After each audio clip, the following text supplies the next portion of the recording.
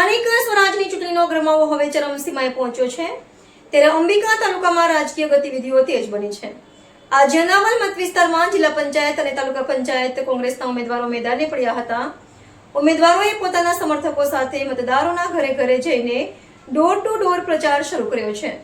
આ પ્રચાર દરમિયાન ઉમેદવારોએ લોકોના પાયાના પ્રશ્નો જેવા કે પાણી, ગટર અને રસ્તાઓની હાડમારીઓ વિશે ગંભીરતાથી ચર્ચા કરી હતી। સ્થાનિક સ્વરાજની ચૂંટણીના ઉમેદવારોએ અનાવલ મત વિસ્તારમાં ડોર ટુ ડોર પ્રચાર કર્યો।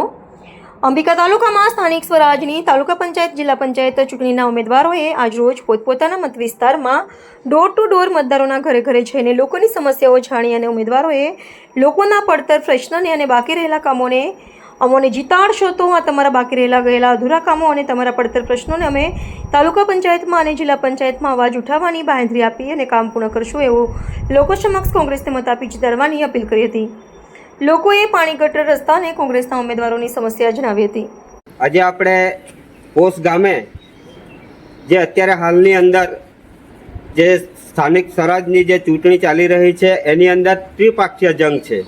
કોંગ્રેસ, ભાજપ અને આમ આદમી પાર્ટીના ઉમેદવારોએ ઝંપલાવ્યું છે। ત્યારે આજે અહીં આપણી સાથે પોસ ગામની અંદર ડોર ટુ ડોર પ્રચાર કરવા માટે આપણે જિલ્લા પંચાયતના ઉમેદવાર, તાલુકા પંચાયતના ઉમેદવારો અહીં ખૂબ મોટી સંખ્યાની અંદર લોકો સમર્થન કરી રહ્યા છે। ત્યારે આજે આપણી સાથે તમે જોઈ શકો છો કે ઘણી મહિલાઓ પણ છે અને પુરુષો પણ છે। એટલે આ કોંગ્રેસનું અત્યારે મજબૂત વાતાવરણ દેખાઈ રહ્યું છે। ત્યારે આપણી સાથે અહીંના જિલ્લા પંચાયતના જે ઉમેદવાર છે આપણે એમની પાસે પણ જાણવાનો પ્રયત્ન કરીશું। તો આપણે જિલ્લા પંચાયતના પ્રમુખ આપણે ઉમેદવાર છે એમની પાસે આપણે જાણવાનો પ્રયત્ન કરીશું।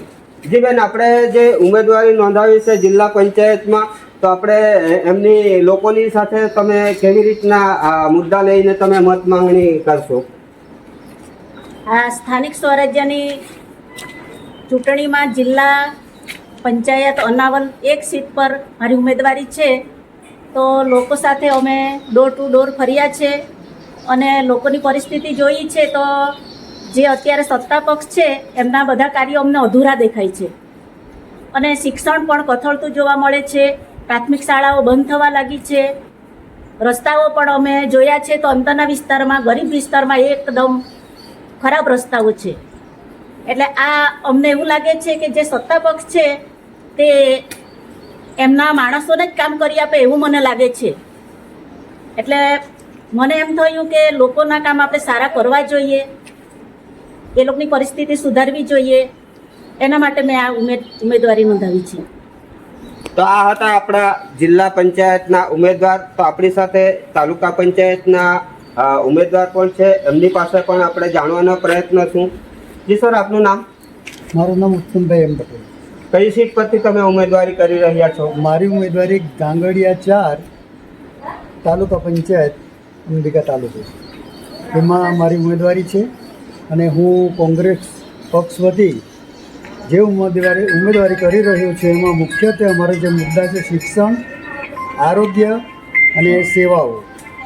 હાલના તબક્કે 30-35 વર્ષથી જે પાર્ટી સત્તા પર છે એમને કોઈ પણ જાતનો વિકાસ કરેલ નથી, માત્ર કાગળ પર વિકાસ દેખાય છે।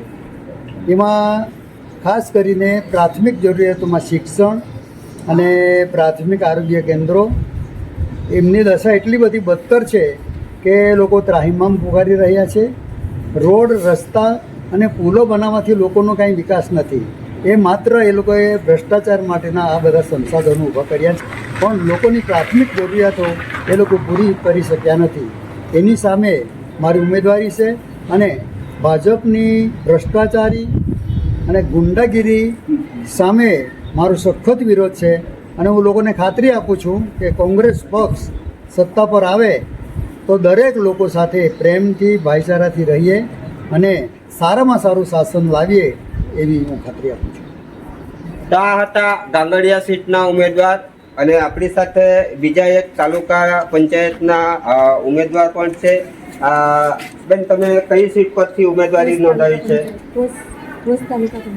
તો તમે લોકોને શું સંદેશો આપશો? મેં સંદેશો આપ્યો, એનો રોડ બહુ ખરાબ છે, એટલી કોઈ ખૂણે ખૂણે એનું જે રસ્તા જે છે એ સુધારવા પડે. તો અને હું જે ઉમેદવારીમાં નામ નોંધાવેલું છે ને, હું આવીશ તો એ લોકોના રસ્તા બનાવી આપીશ. એવું હું કોંગ્રેસમાં ચૂંટાઈને આવું તો હું કરીશ.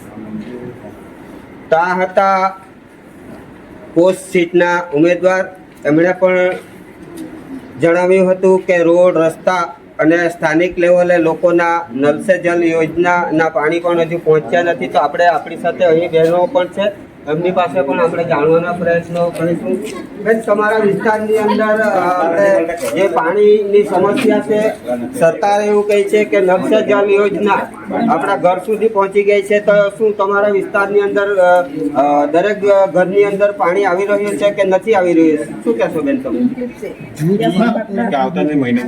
મહિના આવતા હતા તે અત્યારે આવતા નથી, બંધ થઈ ગયા છે. એના કારણે કોંગ્રેસ પણ એનું કોઈ બીજું નામ છે. તો આ હતા અહીંની બહેનો. એ લોકો અત્યારે અહીં જે સમર્થનમાં આવ્યા છે, પણ એમના જે મુદ્દાઓ છે અને જે એમની જે સમસ્યા છે કે અત્યારે હાલની અંદર જે ગેસના બાટલા મળી રહ્યા નથી, જેથી ગૃહિણીઓને જે અત્યારે તકલીફ પડી રહી છે, જેથી કરી આ લોકોનું માનવું એવું છે કે અમે આ વખતે પરિવર્તન લાવીશું, એવું એમનું સૌનું માનવું છે. આપણી સાથે તાલુકા પંચાયતના મતદારો એ 2 નંબરની સીટના જે ઉમેદવારને જીતાડવા માટેના અહીંના સ્થાનિક લોકોની જે સમસ્યા છે એ પણ આપણે જાણવાનો પ્રયત્ન કરીશું. તો શું આપનું નામ શું? નાસિરભાઈ. તો આપની શું સમસ્યા છે? અમારે સમસ્યા મસ્જિદ ફળીઓ હડપટીવાસ કરું ને એના અંદરમાં વર્ષો જૂની પાણીની ચોમાસાની સમસ્યા છે. એમાં મારી 5 વીઘાની જમીન આવેલી છે. એ ચોમાસામાં પાકેટ ફેલ જાય છે દર વર્ષે, અને પાણીથી ગરકાવી જ રહી છે. રસ્તા પર, રોડ પર પણ પાણી ફરી વળે છે ચોમાસાના અંદર. અને આ પાદર ફર્યું જે ખરું ગામના અંદરમાં પંચાયતના લગોલગ છે, ત્યાં પણ દર ચોમાસે પાણીની બહુ મોટી સમસ્યા છે કે ગટર જ નથી. તો જે કોઈ પક્ષ આવે તો એની આ છે તે સમસ્યા હલ કરવા વિનંતી. તો અત્યારે તમે શું વિચારી રહ્યા છો કે પરિવર્તન આવવું જોઈએ કે પછી સત્તા છે એ સત્તા પક્ષે જે કામના આધારે તમે મત આપશો? ના, પરિવર્તન તો જોઈએ છે.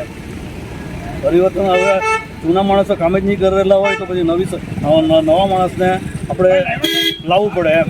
જે આપનું નામ? હિરેનકુમાર રમેશભાઈ પટેલ. તો આપણા પોસ્ટ ગામની અંદર તમને કયા કયા વિકાસના કામો દેખાઈ રહ્યા છે? અમારા પોસ્ટ ગામમાં વિકાસો તો ઘણા થયા છે, પણ તે 15 વર્ષ પહેલાં વિકાસ થયા છે અને તે અમને દેખાય છે. પણ આજે હાલની તારીખમાં તમને કહું કે આજે 2 પાણીના ટાંકા એવા છે કે તે બધાના ઘરે પાણી તો પહોંચાડવા માટે પાણીના ટાંકા બનાવવામાં આવ્યા છે, પણ હજુ સુધી ઘરે ઘર પાણી પહોંચ્યું નથી. અને એ પાણીના ટાંકાઓ અત્યારે જર્જરી હાલતમાં પડ્યા છે. અને બીજું તમને કહું તો આજે પાણીની ટાંકીની બાજુમાં એક શૌચાલય બનાવેલું છે. એ એવી હાલતમાં અત્યારે છે કે કોઈ યુઝ કરતું નથી. અને તે લોકો માટે બનાવવામાં આવેલો લાખો રૂપિયાનો ખર્ચો કરેલો છે, પણ છતાં પણ એ કોઈ યુઝ કરતું નથી. એટલે તમારે એવું કહેવાનું છે કે સરકાર દ્વારા જે ટાંકા બનાવવામાં આવ્યા છે, લોકોના ઘર સુધી પાણી પહોંચી શકે એના માટે આપણી પ્રજાના જે પૈસા છે એ પ્રજાના પૈસા ગેરમાર્ગે વપરાઈ રહ્યા છે અને એનો કોઈ ઉપયોગ નથી કરી રહ્યું. કે જાહેર શૌચાલય એવી જગ્યાએ બનાવવું જોઈએ કે લોકો અવર જવર કે કોઈ તકલીફમાં. હવે એક વિરાન જગ્યાની અંદર જે શૌચાલય બનાવવામાં આવ્યા હોય તો રાત્રિ દરમિયાન હોય કે દિવસ દરમિયાન હોય, હું કોઈ ખેતરે જવા માટે કોઈ નીકળ્યો હોય એ જ આ જાહેર શૌચાલયમાં જઈ શકે એવું તમારું માનવું છે? હા. કેવી જગ્યાએ બનાવવામાં આવી છે? તેને ખેતરમાં બનાવ્યું હોય એવું લાગે છે એમ, કે પ્રાઇવેટ જગ્યા પર પોતાના માટે બનાવ્યું હોય ને એવી હાલતમાં બનાવ્યું છે કે કોઈ જઈ નહીં શકે તેવું માટે. તો આ વખતે તમે કઈ પાર્ટીને તમે સમર્થન કરી રહ્યા છો? અમે કોંગ્રેસને સમર્થન આપીએ છીએ, કેમ કે અત્યાર સુધીમાં અમે ભાજપનું બહુ જોયું છે. હવે અમે પણ બદલાવ જરૂરી માંગતા છીએ.